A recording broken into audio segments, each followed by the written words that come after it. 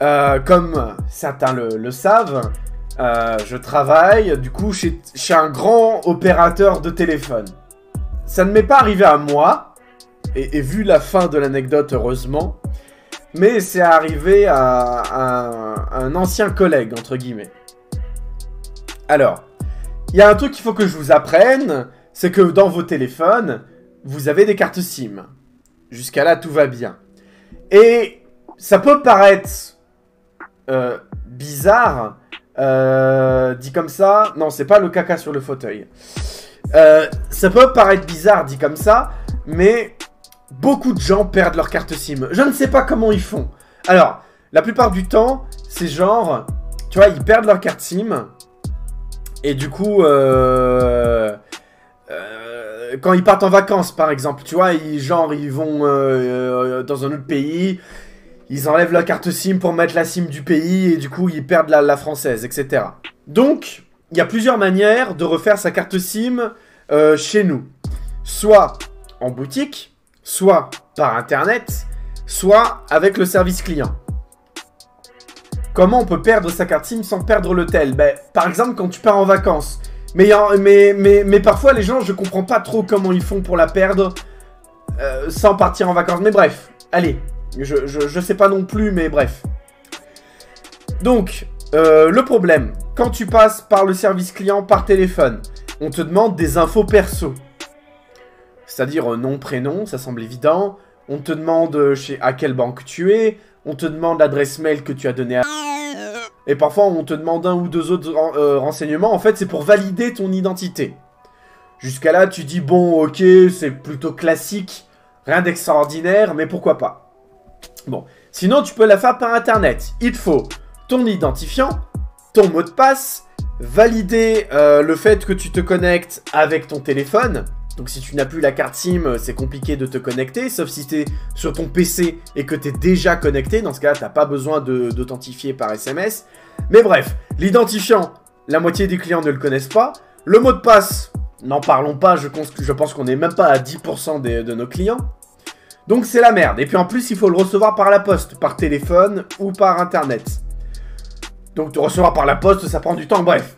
Vous allez me dire, le plus simple d'Apple, c'est de passer par chez toi, d'aller dans ta boutique et te demander la carte SIM. Bon.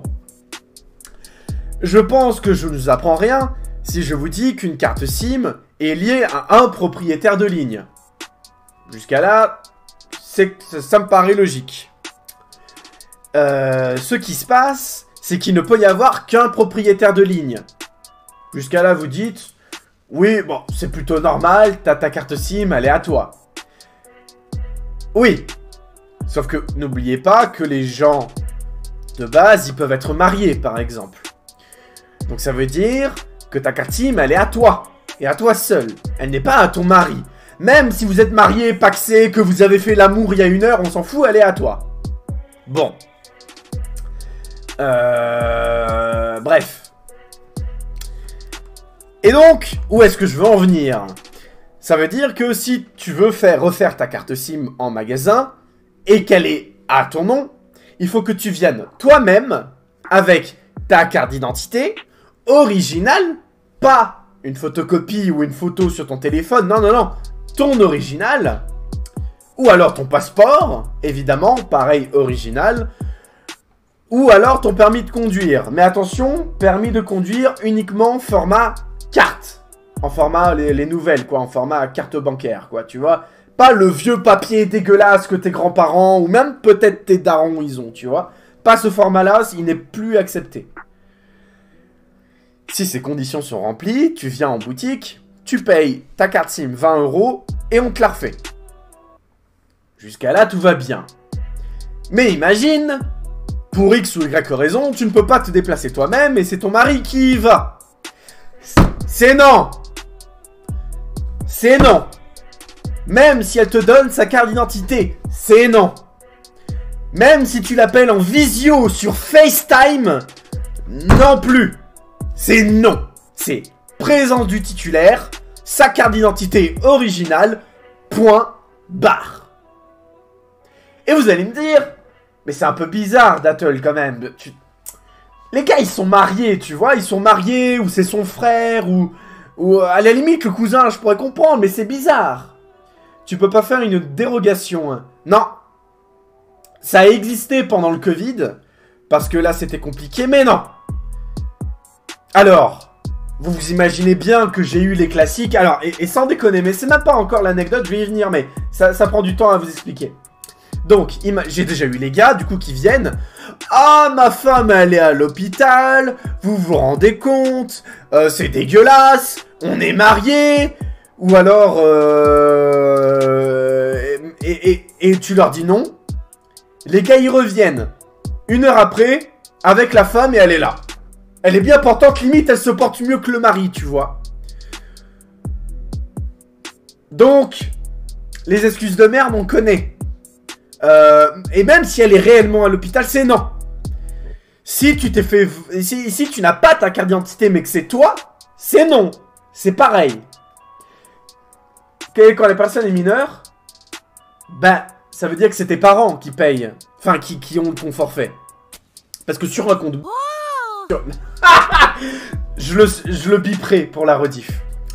Sur ton compte d'opérateur, admettons, le propriétaire c'est Jean Martin, il a sa box, son forfait, le forfait de sa femme et le forfait de son gosse. Bah, si c'est le forfait du gosse, c'est au mari, c'est à Jean Martin de venir. Si le gosse y vient, c'est non. Ça paraît logique, c'est son père qui est propriétaire de la ligne. Donc c'est au daron de venir. Ah, mon daron, il travaille dans le nord de la France, je m'en bats les couilles. C'est non. C'est non. Ce qui nous amène du coup à mon anecdote. Et vous allez comprendre pourquoi est-ce que si sévère, et pourquoi même moi je suis très sévère aussi là-dessus. Un jour, donc ça n'est pas arrivé à moi, mais on était en boutique, et une vieille dame arrive. En pleurs. Mais quand je te dis en pleurs, c'est imagine ta grand-mère 80 ans qui arrive dans la boutique et qui chiale toutes les larmes de son corps. C'est pas parce qu'on est opérateur téléphonique que nous n'avons aucune âme. On va vers elle. Madame, que se passe-t-il? Machin, machin. Il n'y avait pas de manager ce jour-là. Et elle nous explique, en pleurs, qu'elle s'est faite voler son téléphone par des jeunes voyous. Elle l'a pas dit comme ça, mais voilà. Elle s'est faite voler son téléphone et que son mari est à l'hôpital, qu'elle a besoin de le joindre. Bref, c'est la merde.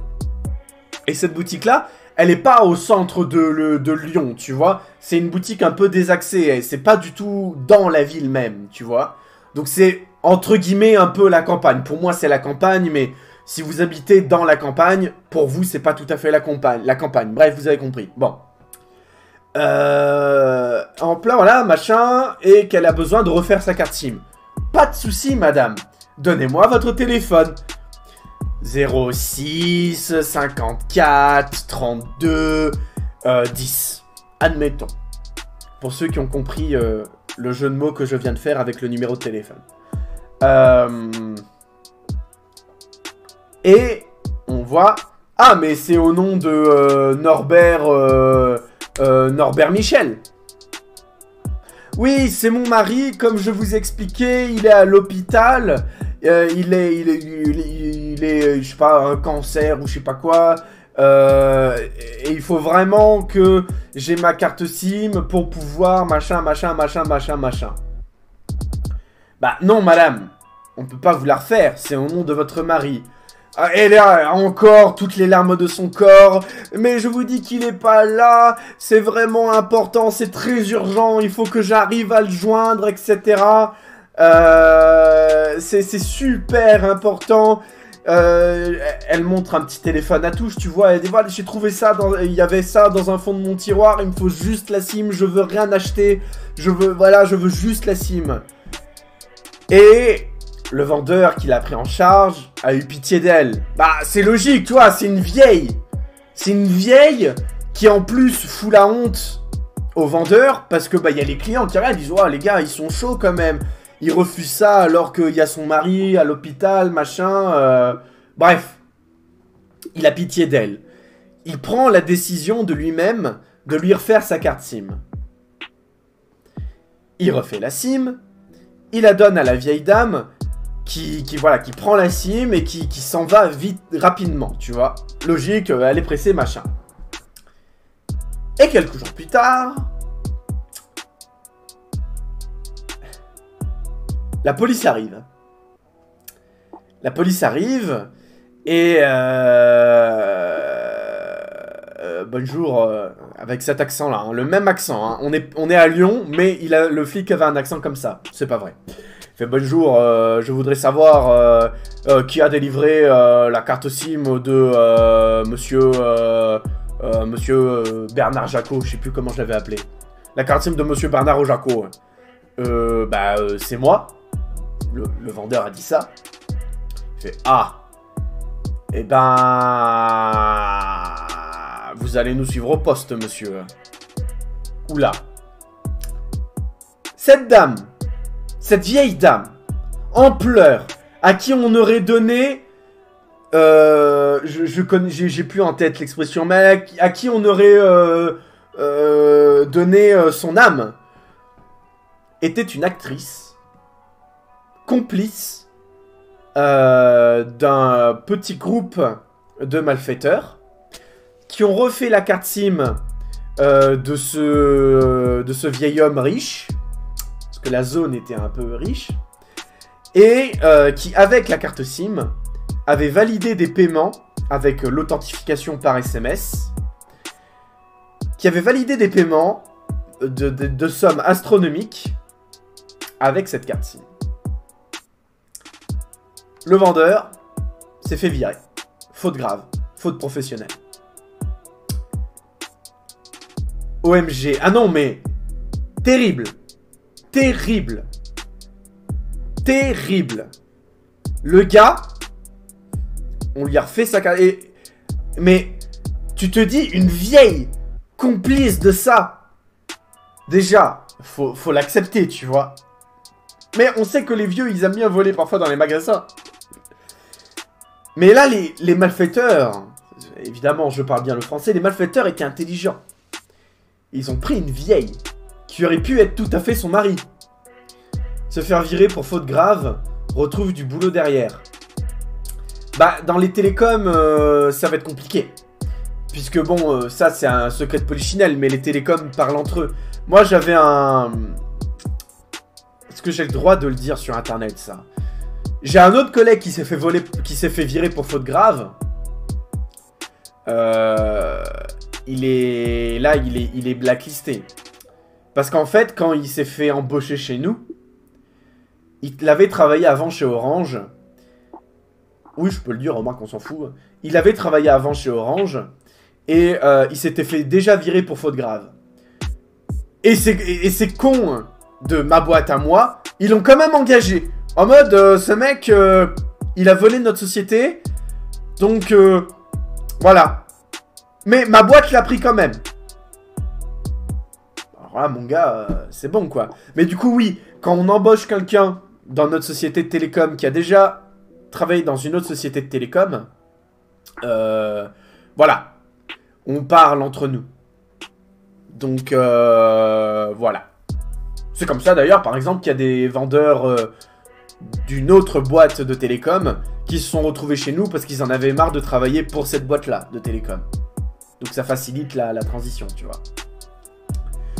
Donc oui, totalement faute grave.